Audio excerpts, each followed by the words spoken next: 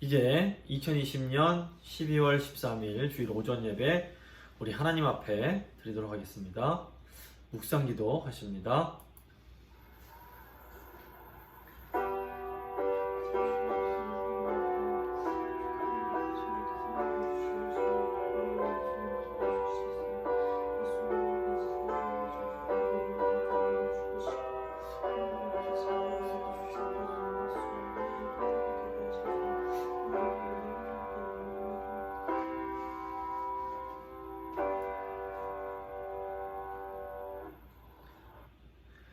거룩하시고 선하시고 전능하신 삼위일체 하나님, 하나님의 은혜로 구원받은 하나님의 백성들이 지금 이 시간 하나님을 예배하기 위하여 예배 자리로 나아옵니다.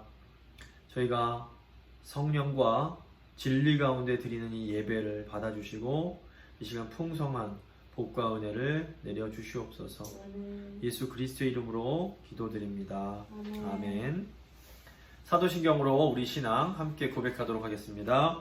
나는 전능하신 아버지 하나님 천지의 창조주를 믿습니다. 나는 그의 유일하신 아들 우리 주 예수 그리스도를 믿습니다. 그는 성령으로 잉태되어 동정녀 마리아에게서 나시고 본디오 빌라도에게 고난을 받아 십자가에 못 박혀 죽으시고 장사된 지 사흘 만에 죽은 자 가운데서 다시 살아나셨으며 하늘에 오르시어 전능하신 아버지 하나님 우편에 앉아 계시다가 거기로부터 살아있는 자와 죽은 자를 심판하러 오십니다. 나는 성령을 믿으며 거룩한 공교회와 성도의 교제와 죄를 용서받는 것과 몸의 부활과 영생을 믿습니다. 아멘. 찬송가 39장 함께 찬양하겠습니다. 찬송가 39장입니다.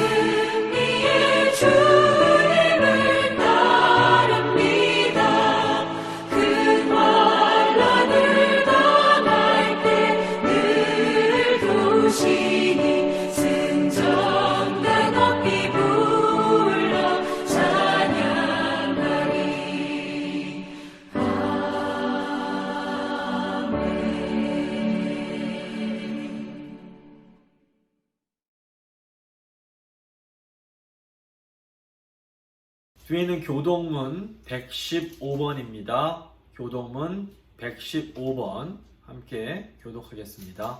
성문으로 나아가라, 나아가라, 백성이 올 길을 닦으라. 큰 길을 수축하고 수축하라. 돌을 제하라. 만민을 위하여 기치를 들라. 여호와께서 땅 끝까지 선포하시되 너희는 딸 시온에게 이르라. 보라 내 구원이 이르렀느니라. 보라 상급이 그에게 있고 보응이 그 앞에 있느니라 하셨느니라. 사람들이 너를 일컬어 거룩한 백성이라 여호와께서 구속하신 자라 하겠고 또 너를 일컬어서 찾은 바 된 자요 버림받지 아니한 성읍이라 하리라. 선지자 이사야의 책에 쓴 바 광야에서 외치는 자리에 소리가 있어 이르되 너희는 주의 길을 준비하라. 그의 오실 길을 곱게 하라. 모든 골짜기가 메워지고 모든 산과 작은 산이 낮아지고 굽은 것이 곧아지고 험한 길이 평탄해질 것이요 모든 육체가 하나님의 구원하심을 보리라 함과 같으니라. 아멘. 찬송가 170장입니다. 찬송가 170장 찬양하겠습니다.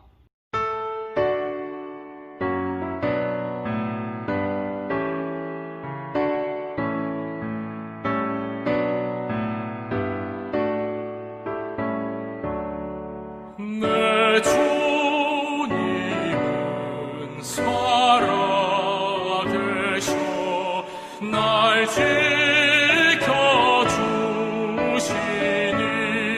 그 큰 사랑 인하여서 나 자유 얻었네. 나의 되신 주님 내 소망 되신 주 항상 나와 함께 하셔 곧 다시 오시리.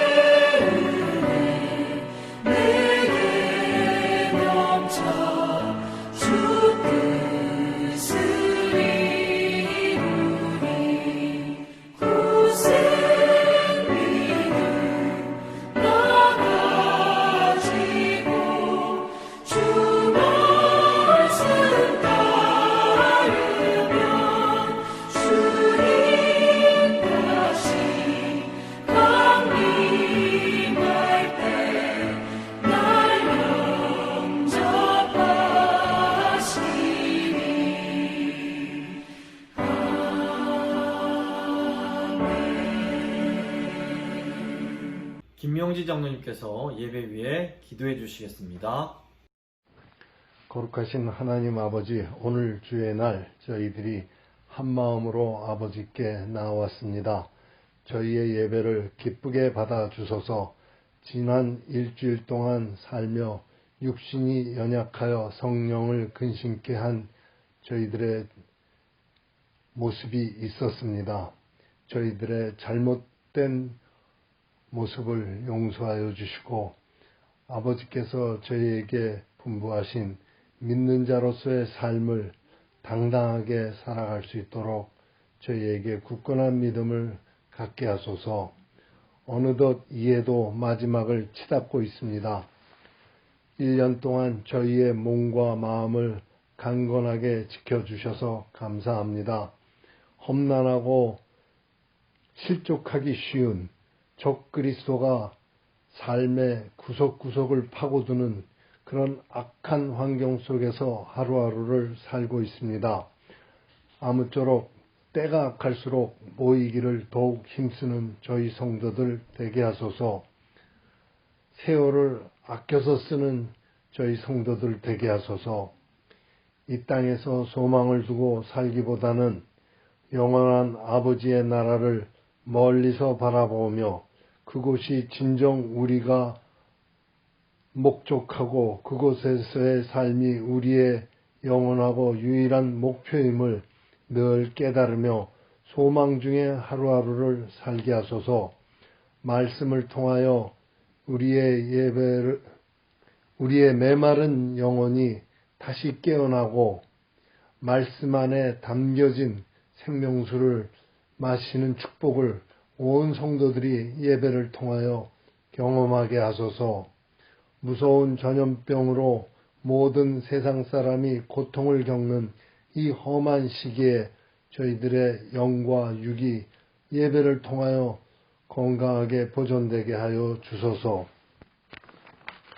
머리 숙여 예배드리는 저희의 예배를 하늘 아버지께서 기쁘게 흠양하시고 영광으로 받으시고 저희들에게는 풍성한 은혜로 채워주시기를 우리 주 예수 그리스도 이름으로 간구합니다.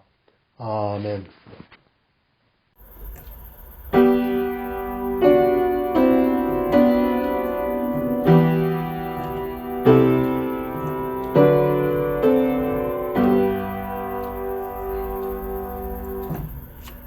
오늘 주신 하나님 말씀은 야고보서 1장 22절부터 25절까지의 말씀입니다. 야고보서 1장 22절부터 25절까지의 말씀 제가 봉독해 드리도록 하겠습니다. 너희는 말씀을 행하는 자가 되고 듣기만 하여 자신을 속이는 자가 되지 말라. 누구든지 말씀을 듣고 행하지 아니하면 그는 거울로 자기의 생긴 얼굴을 보는 사람과 같아서 제 자신을 보고 가서 그 모습이 어떠했는지를 곧 잊어버리거니와 자유롭게 하는 온전한 율법을 들여다보고 있는 자는 듣고 잊어버리는 자가 아니요 실천하는 자니 이 사람은 그 행하는 일에 복을 받으리라. 아멘. 이제 특별 찬양 순서가 되겠습니다. 지금부터 내가 해주는 얘기 들어주겠니? 믿어주겠니? 옛날 어느 나라에 함께 살았던 왕자와 왕의 이야기 언제부턴가 그 나라에는 모습은 병이 돌고 있었네. 사랑과 용서보다 이유가 싸움이 커져만 가는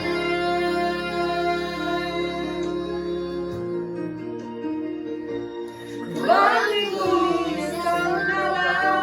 병을 고칠 수 있는 일은 하나뿐인 왕자뿐이었는데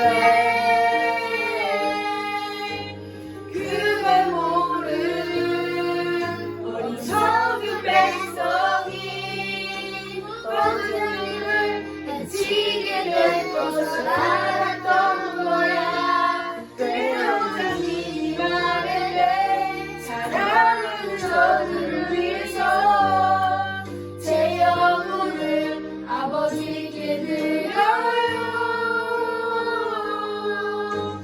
당신의 사랑 그 위대하신 사랑을 전하러 그 어디든 내가 찾아갈게요. 사랑을 나눠줄게요.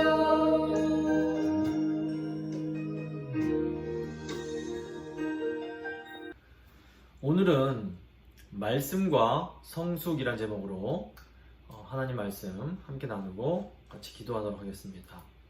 저희가 지금 이제 신약의 지혜의 서신이라고 불리는 야고보서를 강의하고 있습니다.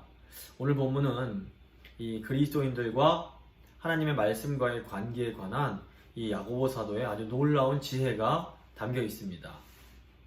그러니까 말씀을 우리가 어떻게 대하는가에 따라서 그 사람이 성숙한 사람인지 아니면 믿음에 있어 미숙한 자인지가 이제 드러나게 됩니다. 오늘 본문을 세 부분으로 나눠서 이제 생각해 보려고 하는데, 첫 번째는 율법에 대한 것입니다. 두 번째 미숙한 신앙, 세 번째 성숙한 신앙입니다. 율법, 미숙한 신앙, 성숙한 신앙입니다. 먼저 그 율법에 대해서 이제 생각해 보겠습니다.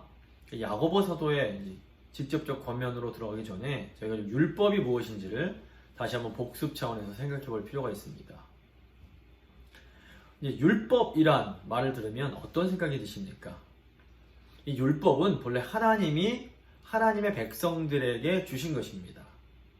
그래서 우리가 율법을 잘 이해하면 우리가 그 율법 안에서 하나님의 마음을 알 수가 있습니다.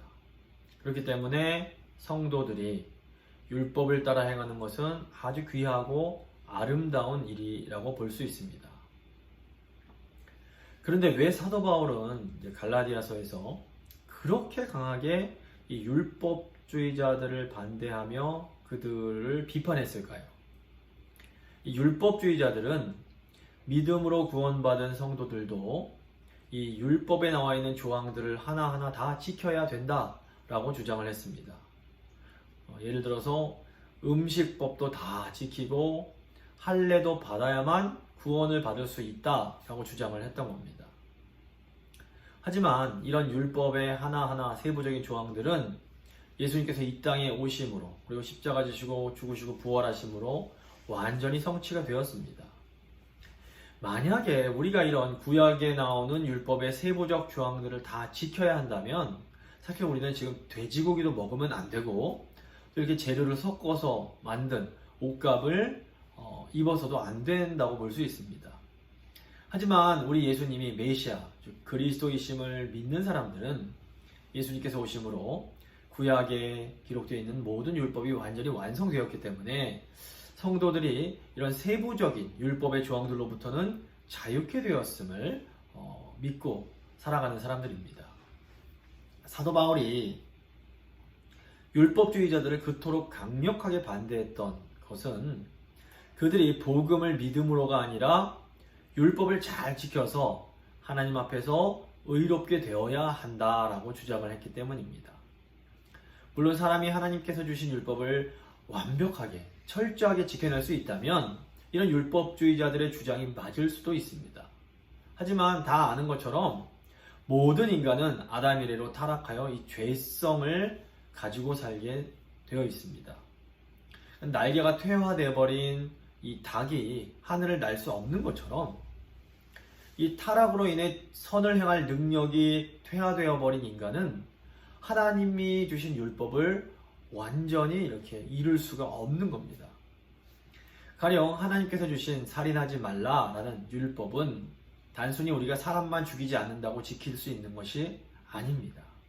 예수님께서는 우리가 형제를, 다른 사람을 미워하기만 해도 또 바보라고 욕하기만 해도 이미 그것은 살인한 것이다. 계명을 어긴 것이다. 이렇게 말씀을 하십니다. 그러니까 우리가 사람을 안 죽일 수는 있을지 몰라도 사람을 한 번도 미워하지 않고 바보라고 욕하지 않고 살아가는 것은 불가능합니다. 그런데 우리가 이렇게 누군가를 한 번이라도 미워하면 그 사람은 이미 하나님이 주신 율법을 온전히 성취하는 데는 실패한 겁니다. 결국 인간은 그 누구도 율법을 완벽하게 지켜서 하나님 보시기에 온전한 사람으로 인정받을 수는 없는 겁니다. 우리 예수님께서 이 땅에 오신 이유가 바로 이 때문에 그렇습니다. 죄가 없으신 예수님은 우리를 대신해서 십자가에서 죽으심으로 우리의 죄값을 치러주셨습니다. 이뿐 아니라 예수님은 이 땅에 오셔서 완전하게 율법을 성취하심으로 하나님 앞에서 율법으로도 의롭다는 인정을 받으셨습니다. 하나님은 예수님을 죽은 자들 가운데서 부활하게 하심으로 예수님이 죄가 없으시며 하나님 보실 때 완전하게 의로운 분이라는 것을 확증해 주셨습니다. 이것이 이제 사도 바울이 바울서신을 통해서 아주 강조하는 내용입니다. 우리가 믿음으로 예수님을 영접하고 예수님이 우리의 주인이심을, 우리의 구주이심을 고백할 때에 예수님 안에서 우리의 죄가 용서받을 뿐 아니라 예수님께서 율법을 온전히 이루심으로 성취하신 그 의로움을 우리에게 덧입혀 주십니다. 그러니까 우리는 율법을 행함으로 의롭게 되는 것이 아니라 오직 믿음으로 예수 그리스도 안에서 의롭다고 인정을 받게 되는 겁니다. 오직 예수님을 통해서만 우리는 의롭다 인정을 받고 구원을 받을 수 있습니다. 사도 바울이 율법주의자들에게 그토록 무섭게 화를 냈던 것이 바로 이 때문에 그렇습니다. 율법주의자들은 자기들이 열심으로 율법을 지키면 의롭게 될 수 있다라고 주장하면서 오직 예수님만이 우리에게 주실 수 있는 이 복음을 변질시켰기 때문입니다. 그래서 바울이 갈라디아에서 다른 복음은 없다, 절대로 없다라고 계속해서 강조하는 것입니다. 오직 예수님만이 우리를 의롭게 하실 수 있고 오직 예수님에 대한 믿음으로만 우리는 구원을 받을 수 있습니다. 사도 바울이 율법으로 의롭게 될 수 있다는 이 율법주의에 대해서는 이렇게 아주 강력하게 거부합니다. 하지만 그렇다고 바울이 이 하나님이 주신 율법의 선함을 부정하거나 거부한 적은 또 단 한 번도 없습니다. 도리어 바울은 예수님을 통해서 구원받은 사람만이 하나님이 우리에게 주신 율법을 온전히 제대로 순종할 수 있음을 말합니다. 그러니까 우리가 예수님을 믿음으로 죄사함 받고 의롭게 되도록 하시는 이 일을 행하는 분이 성령님이십니다. 성령께서는 우리를 거듭나게 하시고 우리의 심령을 새롭게 해주십니다. 이 거듭나고 이 마음이 변화된 사람의 특징이 무엇인가 하면 하나님의 말씀인 율법을 마음으로부터 사랑하게 되는 것입니다.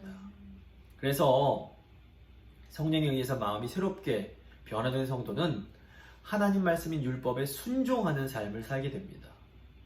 하지만 이렇게 성도가 율법에 순종하는 것은 율법주의자들이 율법에 순종하는 것과는 그 마음 자세, 동기 자체가 완전히 다르게 됩니다. 율법주의자들은 율법을 어떤 딱딱한 법 조항처럼 생각을 하고 율법을 하나하나 다 이렇게 지켜야 된다라고 생각을 했습니다. 그래서 모세오경에 나오는 음식법도 지키고 할례도 철저하게 받아야 한다 주장을 했던 겁니다. 하지만 구원받은 성도는 우리 예수님께서 이런 세부적인 법들을 완전히 성취하셨음을 믿기에 더 이상 이런 음식법이나 할례와 같은 눈에 보이는 율법 조항들에는 매이지 않을 수 있게 되었습니다. 구원받은 성도들은 이런 정결법, 할례법과 같은 이런 의식적인 법들보다는 더 중요한 율법의 정신, 율법의 본질에 집중합니다. 예수님은 율법의 핵심이 위로는 하나님을 사랑하고 옆으로는 이웃을 사랑하는 것이라고 가르쳐 주셨습니다. 그래서 구원받은 성도들은 이제 성령 안에서 하나님을 더 온전히 사랑하고 이웃을 더 열심히 사랑함으로 이 율법의 정신을 성취하기 위해서 노력하며 살아갑니다. 그래서 사도행전에 나오는 이 예루살렘 회의를 보면 초대교회의 사도들이, 그 지도자들이 구약 성경에 나오는 율법을 어떻게 문자적으로 지키려고 하지 않고 도리어 율법에 담겨 있는 하나님의 그 뜻이 무엇인지를 잘 이해하고 당시의 상황에 이렇게 현실적으로 지혜롭게 적용하려고 노력하는 것을 저희가 볼 수 있습니다. 이후로 교회는 이 사도들의 원리에 따라 구약 성경을 하나님 뜻 안에서 해석하고 교회의 삶에 적용해 왔습니다. 그러니까 스스로 율법을 잘 지켜서 의롭게 될 수 있다라고 믿는 율법주의는 분명히 잘못된 것입니다. 하지만 예수님이 율법을 다 성취하셨으니까 이제 우리는 더 이상 율법 지킬 필요가 없어라고 말하는 이 반율법주의도 분명히 잘못된 것입니다. 도리어 구원을 받고 성령을 받아 마음이 새롭게 된 그리스도인들이야말로 하나님의 율법을 가장 온전히 지킬 수 있는 사람들입니다. 그런데 이렇게 구원받은 성도들이라고 해도 그 믿음의 성숙에 있어서 좀 차이가 있습니다. 어떤 성도들은 자신들이 믿음으로 구원받은 것을 알고 이것을 자랑하면서도 하나님께서 주신 그 자유를 성숙하게 사용하지 못하는 경우가 종종 있게 됩니다. 그래서 오늘 본문에 나오는 사도 야고보 사도의 이 권면은 바로 이렇게 하나님께서 주신 자유를 잘 사용하지 못하는 좀 믿음에 있어서 미숙한 성도들을 향해서 주는 말씀이라고 볼 수 있습니다. 이제 두 번째, 미숙한 신앙에 대해서 한번 생각해 보겠습니다. 이 미숙한 신앙의 특징은 자기 자신을 속이는 겁니다. 22절입니다. 너희는 말씀을 행하는 자가 되고 듣기만 하여 자신을 속이는 자가 되지 말라. 야고보 사도는 말씀을 행하지는 않고 말씀을 듣기만 하는 사람은 자신을 속이는 자다 이렇게 말을 합니다. 왜 말씀을 듣기만 하고 행치 않는 것이 자신을 속이는 일일까요? 우선 말씀을 듣는다라는 것이 무엇인지를 잘 생각해 볼 필요가 있습니다. 말씀을 듣는다라는 것은 이미 그 안에 믿음이 있음을 의미합니다. 왜 그럴까요? 불신자는 하나님 말씀을 듣지 않습니다. 하나님을 믿지 않는 사람은 하나님 말씀을 거부하기 때문에 들으려고 하지도 않습니다. 그래서 하나님 말씀에 귀를 기울이고 듣는다는 것 자체가 하나님에 대한 믿음이 있음을 의미합니다. 근데 하나님을 믿는데 하나님의 말씀을 듣기만 하고 행하지 않는 것이 어떻게 가능한 것일까요? 23절, 24절에 그 답이 나옵니다. 누구든지 말씀을 듣고 행하지 아니하면 그는 거울로 자기 생긴 얼굴을 보는 사람과 같아서 제 자신을 보고 가서 그 모습이 어떠했는지를 곧 잊어버리거니와. 이 야고보 사도는 말씀을 듣기는 하는데 그 말씀을 행하지 않는 사람이 마치 거울로 자기 자신의 모습을 보는 사람처럼 곧 자기 모습을 망각하는 것과 같다, 이렇게 말을 합니다. 자, 사람들이 거울을 보는 이유가 뭡니까? 대부분 사람들이 거울을 보는 이유는 거울에 잠시 자기 모습을 비춰보기 위함입니다. 그래서 거울 보면서 남자들은 수염을 깎기도 하고 여자들은 화장을 하기도 합니다. 그런데 이렇게 거울에 자기 모습을 비춰본 사람은 이제 거울을 떠나고 나면 계속해서 자기 모습을 생각하지 않습니다. 물론 이제 그리스 신화에 나오는 나르키소스는 물속에 비친 자신의 아름다운 모습에 도취가 돼서 그 모습을 계속 바라보다가 그냥 그 자리에서 죽어서 수선회가 되었다는 그런 얘기가 있습니다. 그래서 자아도취로 번역되는 나르시시즘이 바로 이제 이 그리스 신화에서 왔다는 것 다 잘 알고 계실 겁니다. 그런데 이렇게 자기 모습에 계속 도취되어 있는 모습은 결코 건강하거나 바람직한 모습은 아닙니다. 야고보 사도의 말씀처럼 거울을 본 사람은 곧 자기 모습을 잃어버리는 것이 지극히 정상적인 겁니다. 하지만 이 야고보 사도는 하나님의 말씀을 듣는 사람이 하나님의 말씀을 거울 보듯 대하는 것은 스스로 자기를 속이는 일이다 라고 말을 합니다. 왜 말씀을 거울 보듯 보고 잊어버리는 것이 자기를 속이는 일일까요? 어떤 사람이 이렇게 어떤 사람과 이제 사랑에 빠졌습니다. 근데 이제 이 사람이 사랑하는 사람과 데이트를 하고 돌아와서 금세 모든 것을 싹 잊어버리고 잠을 잘 수 있을까요? 정말로 사랑에 빠진 사람이라면 연인과의 만남을 금세 잊어버리고 잠에 들 수 없습니다. 정말 사랑하는 사람은 자기가 잠시 보고 왔어도 그 사람이 했던 말을 또 생각하고 또 이렇게 기억하고 하는 것이 지극히 정상적인 겁니다. 또 어떤 비즈니스맨이 어떤 선배 기업가를 만나서 아주 좋은 비즈니스 기회를 알게 되었습니다. 이 선배 말대로만 하면 아주 큰 이익을 얻을 수가 있습니다. 근데 이제 이 선배와 만나고 돌아오면서 쉽게 모든 것을 없었던 일인 것처럼 싹 다 잊어버리고 생활할 수 있을까요? 이게 돈을 벌려는 사업가라면 절대로 이 미팅을 금세 잊어버릴 수가 없는 겁니다. 하나님의 말씀을 듣는 사람도 이와 마찬가지입니다. 정말로 사랑하고 소중하게 여기는 사람이라면 하나님의 말씀을 들은 후에 그 말씀을 쉽게 망각할 수가 없습니다. 또 정말로 하나님이 우리에게 복 주시는 분임을 믿는다면 하나님의 말씀을 들은 후에 절대로 그 말씀을 가볍게 여기고 잊어버릴 수가 없는 겁니다. 어떤 아내가 남편에게 당신이 나를 정말로 사랑한다면 절대로 바람만은 피지 말라고, 내가 다른 거 다 용서해줘도 바람 피는 건 용서할 수 없다, 이렇게 말을 했습니다. 그리고 꼭 부탁을 했습니다. 근데 남편이 다른 여성과 바람을 피우면서도 아내를 향해서 나는 마음으로는 정말 당신만을 사랑한다, 이렇게 말을 한다면 그것이야말로 그 사람은 자기를 속이고 기만하는 겁니다.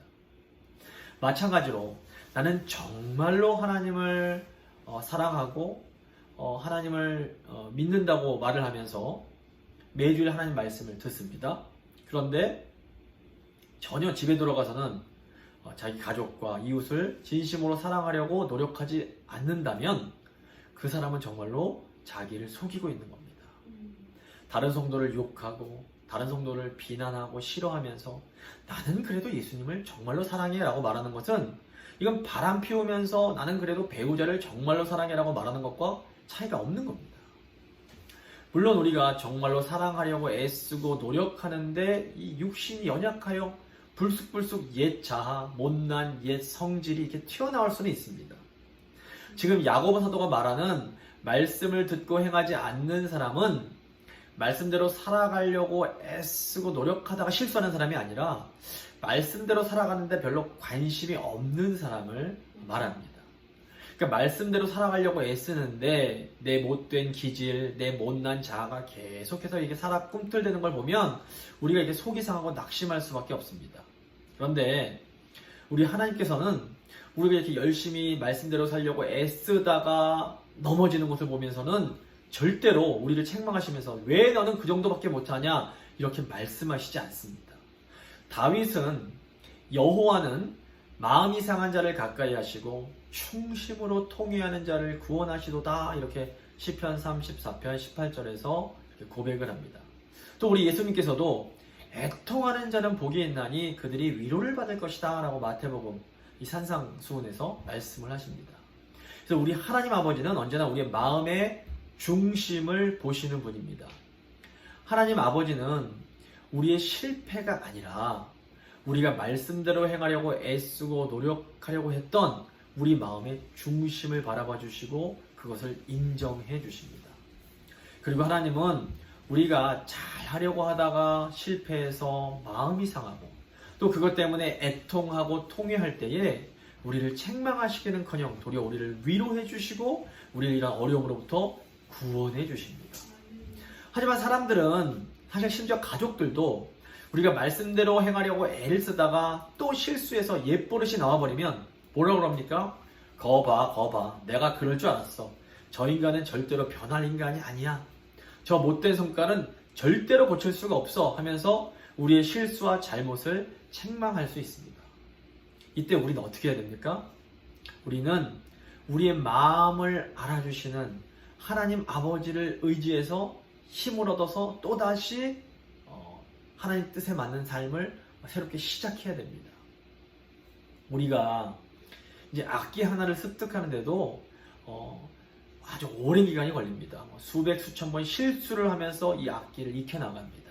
하물며 우리가 예수 그리스도의 형상으로 온전히 회복되는 과정에는 훨씬 더 많은 실수와 훨씬 더 긴 시간, 어려운 과정들이 필요합니다. 에베소서 2장 10절을 보시면 우리는 그의 만드신 바라 라는 말이 나옵니다. 여기서 만드신 바라 라는 이 단어가 헬라어로 포이에마 라는 단어인데 이 단어에 작품이라는 뜻이 있습니다. 그래서 표준 세번역은 이 에베소서 2장 10절을 우리는 하나님의 작품입니다 라고 번역을 합니다. 우리가 최고의 어떤 대예술가가 만든 그런 작품을 마스터피스라고 부릅니다. 가령 이 미켈란젤로가 바티칸 성당에 그린 이 천지창조라는 작품을 아실 텐데 이 작품이 마스터피스라고 불리는 작품 중 하나입니다. 그런데 우리들은 사도 바울이 뭐라고 합니까? 구원받은 너희들은 온 우주를 창조하신 하나님께서 만드신 최고의 걸작품이다 이렇게 말을 하고 있습니다. 근데 우리가 이 최고의 걸작품인데 정말 최고의 마스터피스인데 죄로 인해서 손상된 작품입니다. 잘 아시겠지만 이 마스터피스가 손상이 되면 굉장히 정성을 들여서 아주 오랜 시간 동안 조심스럽게 복원을 합니다. 좀 전에 말씀드린 이 베드로 성당에 있는 천지창조 벽화의 경우에는 500년간 덫체가 복원이 이루어지다가 1982년에는 최첨단 기법을 동원해서 9년 동안 아주 대대적인 복원 작업이 이루어졌습니다. 사람이 만든 이 마스터피스만 해도 이렇게 오랜 회복 과정이 필요한데 하물며 하나님의 최고의 걸작품인 우리가 이 고침을 받고 회복되는 과정이 결코 이게 빠르고 순식간에 일어날 수는 없는 겁니다. 우리가 보기에는 우리 안에 일어나는 변화가 너무너무 더딘 것처럼 보일지라도 지금도 성령님께서는 우리를 위해서 계속해서 쉬지 않고 일하고 계십니다. 그러므로 우리는 계속해서 우리 성령님께서 하나님의 말씀을 통해서 우리의 그런 상한 심령, 찌그러진 형상을 회복해 나가시도록 우리를 새롭게 해주시도록 새롭게 창조해 주시도록 계속해서 우리 자신을 하나님 말씀 앞에 내놓아야 됩니다. 그럼 우리의 토기장이신 하나님께서 계속해서 우리를 빚어가시면서 아름다운 걸작품 예수 그리스도의 형상을 이렇게 완성해 가십니다. 세 번째, 성숙한 신앙에 대해서 한번 생각해 보겠습니다. 성숙한 믿음의 사람은 온전한 율법이 우리를 참으로 자유케 한다는 것을 알기에 계속해서 말씀을 실천하고 순종을 합니다. 25절입니다. 자유롭게 하는 온전한 율법을 들여다보고 있는 자는 듣고 잊어버리는 자가 아니요 실천하는 자니 이 사람은 그 행하는 일에 복을 받으리라. 우리가 처음에도 말씀드렸지만 우리가 율법이라는 소리를 들으면 굉장히 딱딱한 법률 조항을 생각하기가 쉽습니다. 그런데 성경에서 말하는 이 율법은 히브리어 토라라는 단어를 번역한 것인데 이 토라는 보통은 이 모세오경 전체를 지칭하는 경우가 많습니다. 근데 저희가 모세오경을 보면 그 안에는 이렇게 법률 조항도 있지만 사실은 재미있는 이야기가 많이 있습니다. 아브라함 이야기, 이삭, 야곱, 요셉, 모세 이야기 등 계속해서 하나님의 사람들에 관한 이야기가 나옵니다. 또 때로는 창세기 앞부분에 아담이 하와를 바라보면서 뭐 너는 내 살 중에 살이요 뼈 중에 뼈다라는 이런 시도 있고 모세가 지은 시, 또 모세의 누이인 미리암이 했던 찬양 같은 이런 아름다운 시들도 나옵니다. 그래서 사실 이 율법으로 번역되는 토라 안에는 본래 이 토라라는 단어는 이 가르침, 영어로 instruction이라는 그런 의미가 있습니다. 그래서 율법은 하나님의 백성을 가르쳐 주시기 위해서 주신 하나님의 말씀입니다. 하나님은 십계명과 같은 어떤 이런 법률 조항뿐 아니라 많은 다양한 이야기를 통해서 그리고 또 때로는 아름다운 시를 통해서 우리에게 하나님의 그 뜻을 가르쳐 주십니다. 하나님께서 율법을 통해 우리에게 이렇게 하나님의 뜻을 가르쳐 주시는 그 이유가 무엇입니까? 하나님의 뜻대로 살아가는 것이 우리 삶에 가장 큰 자유를 주기 때문에 그렇습니다. 우리는 율법이 우리를 속박하는 것이라고 생각하기 쉽습니다. 하지만 야고보 사도는 정반대로 이 율법이야말로 우리를 자유하게 해준다라고 말을 합니다. 하나님 말씀대로 살면 더 큰 자유를 누리게 됩니다. 자유란 것이 우리가 무엇인가 내가 원하는 것을 할 수 있는 능력을 말합니다. 우리가 율법이 없으면 더 많은 것들을 누리면서 내 마음대로 살 수 있을 것 같지만 사실은 그렇지가 못합니다. 우리가 율법에서 벗어난 생활을 하게 되면 마음 가운데 늘 어떤 죄책감을 가지고 살 수밖에 없습니다. 마음에 죄책감이 있는 사람은 자신감이 떨어지고 늘 불안해하게 됩니다. 최근 기독일보라는 기독교 신문에서 기독교 자녀교육의 권위자인 이기복 교수님에 대한 기사가 실린 것을 제가 최근에 읽었습니다. 이분이 젊은 시절 실존주의에 취해서 이제 대학과 대학원에서 불문학을 이제 전공을 하게 됐는데 어느 계기로 하나님의 그 은혜로 그런 실존주의 허상을 깨닫고 전공을 바꿔서 가정사역과 상담 심리로 박사를 취득하고 오랜 기간 동안 기독교 대학들과 신학교에서 기독교적인 자녀 상담에 대해서 그 자녀 교육에 대해서 가르치셨던 분입니다. 근데 이분이 최근에 이제 여성으로서 자신이 과거에 모르고 저질렀던 죄를 고백한 내용이 신문에 실리게 되었습니다. 지금은 사람들이 젊은이들이 이제 아이를 잘 낳지 않아서 큰 이제 사회적 문제가 되고 걱정거리가 되는데 기억하시겠지만 60, 70년대만 해도 한국에서는 이 산하 제한이라는 이름으로 자녀를 둘만 낳아 잘 기르자 이런 말을 하곤 했습니다. 그래서 당시에는 사실 정부에서 낙태를 이렇게 권하기도 했는데 이 당시 이 교수님도 당시에 낙태가 죄인 줄 모르고 낙태를 한 적이 있다고 합니다. 시간이 지나고 나서야 이것이 하나님 앞에 얼마나 큰 죄인지를 깨닫게 됐는데 그때는 때가 너무 늦어져 버렸던 겁니다. 그래서 이 교수님이 몇십 년 동안 이 일을 누구에게도 말을 하지 못하고 마음속에 묻어두고 살아왔습니다. 그러다가 요즘 이제 아실지 모르겠는데 한국에서 이제 낙태를 합법화하려는 그런 움직임, 법적인 움직임들이 이제 점점 거세지고 있습니다. 미국과 비슷합니다. 그래서 이에 반대하는 프로-라이프, 그러니까 생명 살리기 운동을 이제 이 교수님이 이제 하려고 하는데 생각을 해보니까 나도 과거에 똑같은 죄를 지었는데 어떻게 내가 감히 이 운동을 할 수 있을까 하면서 밤새 자신의 그 죄 때문에 끙끙 됐다고 합니다. 그래서 죄의 회개를 뭐 살면서 수도 없이 했는데도 이 죄책감이 사라지지 않더랍니다. 그래서 이분이 남편과 함께 회개를 하고 함께 기도를 하는데 특별히 자기 딸 생각이 나더랍니다. 그래서 이분이 그동안 이 딸에게만큼은 자신이 과거에 저질렀던 이 죄를 말을 할 수가 없었다는 겁니다. 그래서 밤새 씨름하다가 결국에는 이제 딸에게 카톡을 보내게 됩니다. 그 카톡의 내용이 이제 신문에 실려 있습니다. 제가 한번 읽어드리겠습니다. 사랑하는 딸 비나, 엄마가 오랫동안 너에게 고백하지 못한 것이 있어서 오늘 고백한다. 그 누구보다도 너에게 말하는 것이 가장 어렵고 괴로운 일이었기에. 그러나 엄마는 죄인 중에 죄인이란다. 뱃속의 아기를 낙태한 것으로 인해 무서운 죄책감에 시달린 것을 말로 다 할 수 없단다.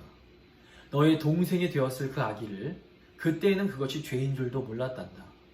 주님께는 수없이 고백했지만 십자가 앞에서 용서를 구했고 또 용서 받았으리라고 믿고 있지만 그 죄책감은 없어지지 않는구나. 나중에 언젠가 말하려고 했는데 지금 말해야 되겠다.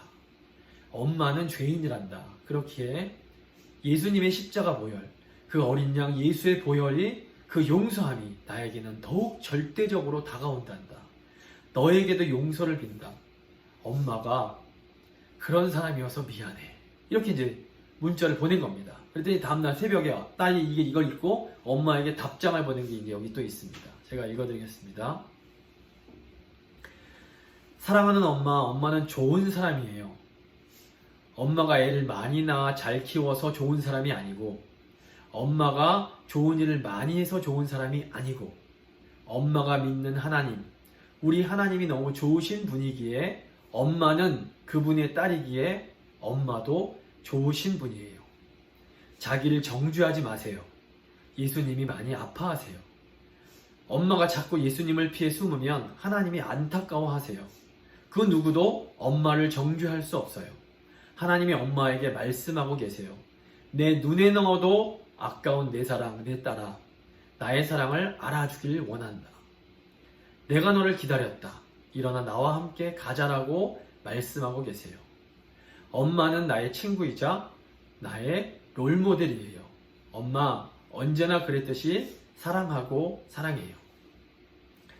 이제 이 교수님은 이제 생명이 얼마나 소중한지를 강조하기 위해서 이제 이 내용을 어렵게 이제 공개적으로 공개하셨지만, 저는 이 글을 읽으면서 이 교수님이 그동안 자신이 과거에 저지른 이 죄 때문에 얼마나 마음에 큰 짐을 가지고 살아야만 했을까 하는 그런 생각이 이제 들게 되었습니다. 우리가 이렇게 은밀한 죄를 짓고 그걸 가지고 살아가는 사람은 그 죄를 잊어버리고 살아가다도 그 문제에 이렇게 부딪히는 순간이 오면 마음이 너무 괴롭고 불편하고 힘들어지게 됩니다. 하지만 우리가 하나님 말씀에 순종하여 이 죄를 고백함으로 이 죄를 해결하고 나면 그때는 참으로 마음의 진정한 자유, 해방을 경험할 수 있게 됩니다. 복음이 우리에게 주는 자유가 바로 이런 자유입니다. 우리가 율법을 행한다, 하나님 말씀대로 산다라는 것은 바로 이 복음이 주는 자유를 누리면서 살아가는 것입니다. 우리 하나님 말씀은 뭐 이 행동은 해도 되고 이 행동은 절대로 하면 안 되고 이런 어떤 법률적인 목록으로 이해해서는 안 됩니다. 하나님의 말씀을 지킨다라는 것은 예수님 말씀에 순종해서 예수님을 따라가는 예수님의 제자로 살아가는 겁니다. 그러니까 율법을 지키는 삶은 부활하셔서 지금도 살아계신 예수님의 말씀을 들으며 살아가는 겁니다. 우리가 예수님의 말씀을 어떻게 들으면서 살 수 있습니까? 우리가 성령 안에서 하나님 말씀을 들을 때에 이 율법이 살아계신 예수님의 말씀으로 변하게 됩니다. 성령께서는 우리가 듣는 말씀이 딱딱한 율법의 조항들이 아니라 정말로 살아계신 예수님이 우리에게 주시는 말씀이, 그 살아있고 생동력 있는 말씀이 되게 해주십니다.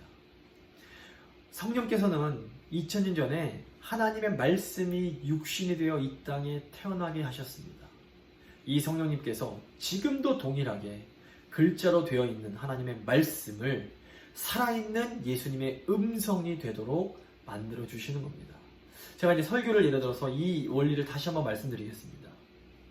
설교자가 성령님을 의지해서 성경 본문을 열심히 공부하고 묵상해서 말씀을 준비하고 설교를 하게 됩니다. 물론 이제 설교자가 교인들을 사랑하기 때문에 말씀 준비할 때 교인들 생각을 많이 하게 됩니다. 하지만 그렇다고 해서 설교자가 교인들의 지금 일어나고 있는 모든 상황들을 다 이해하고 알 수 있는 것은 아닙니다. 하지만 성도님들이 이렇게 설교를 들을 때에 성령께서 성도님들의 상황을 정확하게 하시고 성도님들에게 꼭 필요한 말씀을 주시는 것을 경험할 때가 많습니다. 그러니까 우리가 성령 안에서 이 설교를 들으면 똑같은 설교를 들음에도 불구하고 그 말씀이 각자에게 와서 부딪히는 내용이 각자 다 다를 때가 많습니다. 이것은 우리의 상황을 잘 아시는 성령께서 나에게 꼭 필요한 말씀을 예수님의 음성으로 들려주시는 겁니다. 이렇게 우리는 성령을 통해서 부활하셔서 지금도 살아계신 예수님의 그 생생한 음성을 듣게 되는 겁니다. 그러니까 우리가 우리 귓가에 들려오는 이 예수님의 말씀을 듣고 순종할 때에 우리 영혼의 문제가 해결되고 우리는 놀라운 자유를 얻게 되는 겁니다. 이것이 오늘 야고보 사도가 말하는 말씀을 실천하는 자가 받게 되는 복입니다. 참으로 행복한 사람은 살아계신 예수님의 말씀을 듣고 행함으로 그 인생의 문제, 그 상황의 문제를 해결받는 사람입니다. 우리가 이 시대가 돈을 너무 중요하게 생각하는데 돈이 많다고 행복한 것은 아닙니다. 제가 얼마 전에 한 간증을 듣게 됐는데 어마어마하게 돈을 많이 번 분이 몸이 너무 아프니까 그 많은 돈이 다 귀찮아지더랍니다. 또 힘과 권력, 지식이 있다고 행복한 것이 아닙니다. 솔로몬 같은 경우에는 많은 지식이 사람을 피곤하게 한다라고 말을 합니다. 영혼에 근심이 가득하면 어떤 외적인 환경이 아무리 좋을지라도 결코 참된 만족과 행복을 누리질 못합니다. 하지만 우리가 말씀에 순종함으로 하나님께서 주시는 복을 받으면 어느 상황, 어느 곳에 있을지라도 그것이 곧 하나님의 나라요 천국이 되는 겁니다. 성숙한 믿음의 사람은 예수님 말씀에 순종함으로 어떤 상황에서도 이 하나님 나라의 복을 누리게 됩니다. 말씀 마무리 지어보겠습니다. 구원을 받고 성령을 받은 그리스도인이야말로 하나님의 율법을 정말 제대로 순종할 수 있는 사람들입니다. 미숙한 신자는 이 하나님 말씀이 얼마나 귀한 것인지를 잘 모르고 말씀에 순종하지 않으므로 자기를 속입니다. 하지만 믿음의 성숙한 신자는 성령 안에서 말씀을 듣고 행함으로 예수님의 제자가 되어 하나님께서 주시는 놀라운 복을 누리게 됩니다. 부활하셔서 살아계신 예수님께서 지금도 성령 안에서 우리에게 말씀하고 계십니다. 그러므로 항상 깨어서 예수님의 말씀을 들으시고 그 말씀에 순종함으로 하나님이 주시는 이 풍성한 복을 받아 누리실 수 있게 되기를 간절히 소망합니다. 이제 믿음의 기도 잠시 드리시겠습니다.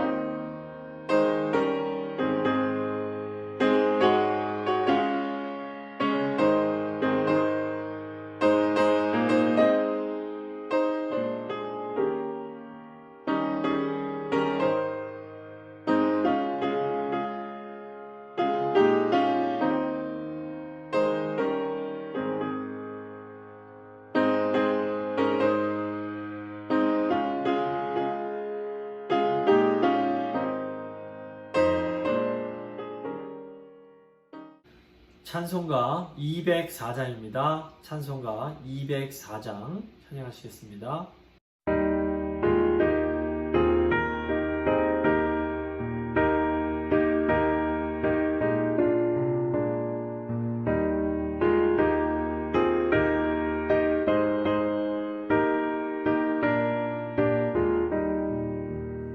주의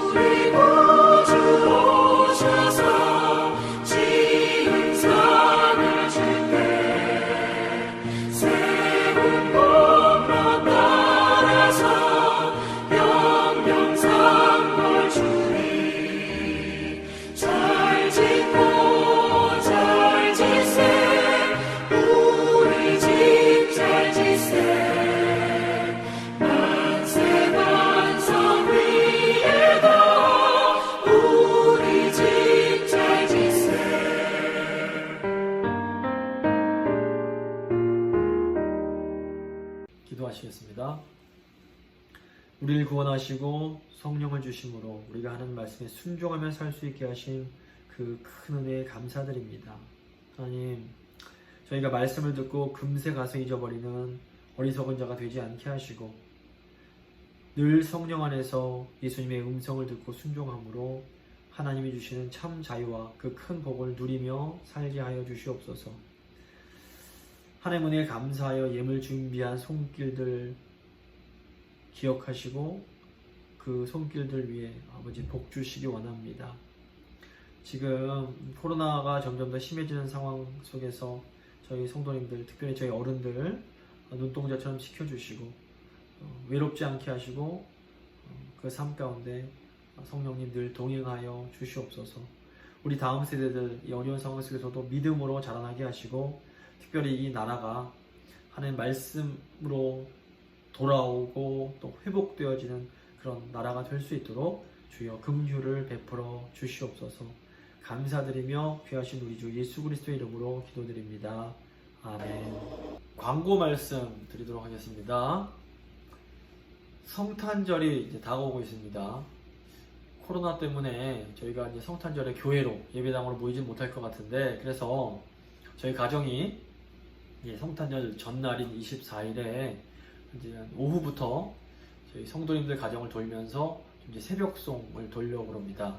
그래서 12월 24일 오후에 마스크 쓰고 저희 성도님들 집 앞에 가서 찬양 한 곡 부르고 제가 이제 잠시 기도해 드리고 다음 가정으로 바로 이동을 해서 가능한 모든 성도님들 가정을 다 방문하려고 합니다. 이게 전 교인을 다 방문을 짧은 시간에 해야 되기 때문에 한 가정당 깊이 이렇게 오래 머물지는 못할 것 같으니까 미리 이제 양해를 해주시기 바랍니다. 그리고 이제 각 가정에서는 이제 아이들이 이제 데리고 가야 되기 때문에 아이들이 힘내서 찬양할 수 있도록 이제 뭐 과자 한두 개 정도 준비해 주시면 그래서 아이들이 더 신나게 이 크리스마스 이브를 보낼 수 있을 것 같습니다. 그래서 방문 시간과 관련된 자세한 일정은 다음 주일에 좀 더 자세히 안내해 드리도록 하겠습니다.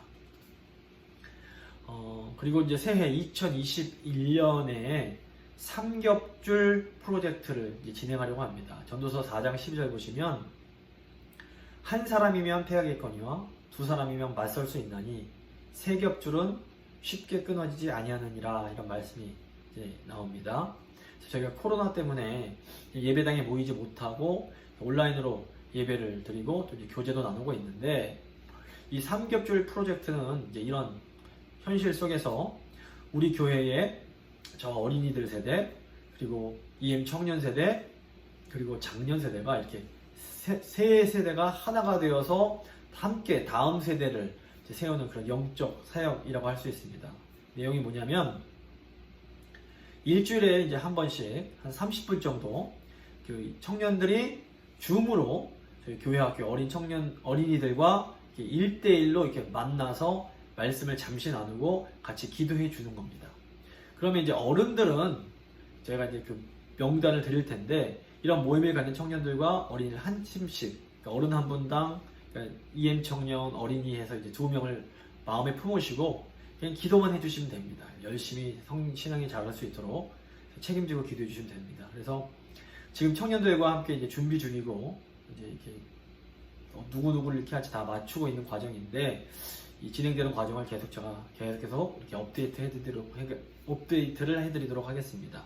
이 영적 사역을 통해서 우리 교회가 정말 끊어지지 않는 이런 영적 삼겹줄을 이루어갈 수 있도록 생각하시고 기도해 주시기를 부탁을 드립니다. 이제 오늘의 말씀 야고보서 1장 25절 말씀입니다. 야고보서 1장 25절 말씀 같이 읽도록 하겠습니다. 자유롭게 하는 온전한 율법을 들여다보고 있는 자는 듣고 잊어버리는 자가 아니요 실천하는 자니 이 사람은 그 행하는 일에 복을 받으리라. 아멘. 찬송가 449장입니다. 찬송가 449장 찬양하겠습니다.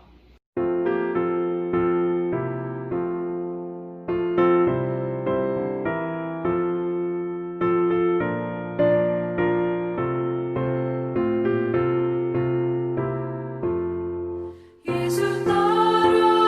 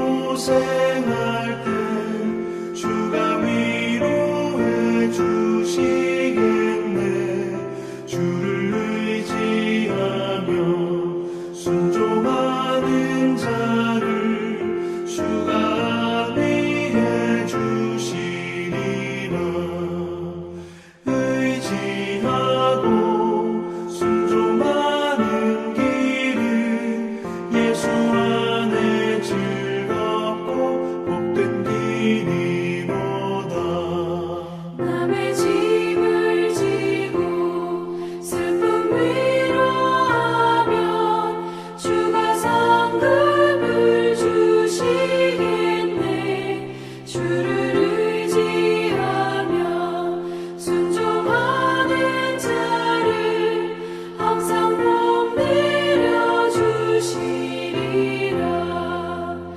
의지하고 순종하는 길은 예수 안에 즐겁고 복된 길이로다.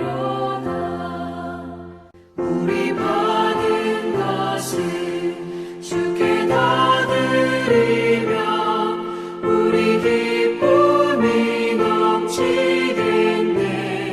주를 의지하며 순종하는 자를 은혜 풍성케 하시리라. 의지하고 순종하는 길은 예수 안에 즐겁고 복된 길이로다. 주를 힘입어서 말씀 잘 배우고 주를 모시고 살아가세. 주를 의지하며 항상 순종하며 주가 사랑해 주시리라. 의지하고 순종하는 길은 예수 안에 즐겁고 복된 길이로다.